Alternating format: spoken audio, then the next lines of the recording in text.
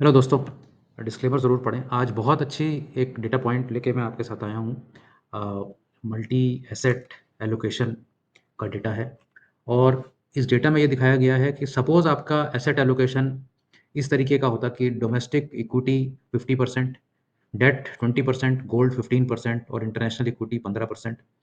तो अगर ये आपका मिक्स होता एसेट एलोकेशन का, तो आउटकम क्या होता अलग-अलग कंट्रीज़ में।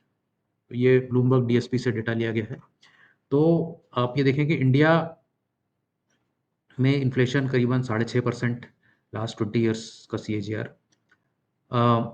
इक्विटी रिटर्न्स 12.9% रहे हैं, 7.4% डेट रिटर्न रहा है, 9.2% इंटरनेशनल इक्विटी की रिटर्न रही है, 13.1 गोल्ड की रिटर्न रही है। तो मल्टी एसेट रिटर्न अगर हम उस रेशियो में जो मैंने पहले आपको दिखाया, उसमें हम अपना पोर्टफोलियो रखते तो 12.4 आपको रिटर्न मिलती और अगर सिर्फ आप डोमेस्टिक इक्विटी में रखते तो आपको 12.9 मिलते, ज़्यादा मिलते इससे, लेकिन आपकी जो स्टैंडर्ड डेविएशन है, वो 21.3 होती और अब मल्टी एसेट करने से वो स्टैंडर्ड डेविएशन सिर्फ 11.3 रह गई। तो आपकी जो जर्नी है, वो बहुत ज़्यादा स्मूथ हो गई, उसमें बहुत ज़्यादा ड्रॉडाउन्स वगैरह नहीं आए, तो आपको डर भी नहीं लगेगा इस दौरान।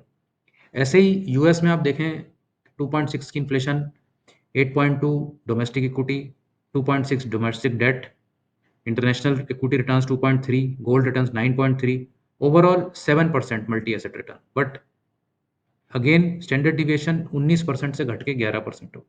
तो हर कंट्री में आप देखेंगे कि बहुत अच्छी रिटर्न्स मल्टी एसेट पोर्टफोलियोज़ की आई हैं और मल्टी एसेट पोर्टफोलियोज़ का फ़ायदा यही है कि जब डोमेस्टिक इक्विटी परफ़ॉर्म ना कर रही हो, तब हो सकता है गोल्ड परफ़ॉर्म कर रहा होगा या इंटरनेशनल इक्विटी परफ़ॉर्म कर रही होगी। तो ओवरऑल आपका पोर्टफोलियो एक मोर स्मूथ वे में चलेगा, ना कि 60-70% नीचे-ऊपर ऐसे होता हुआ चलेगा, जिससे जो कि झेलना मुश्किल हो जाता है एक्चुअली।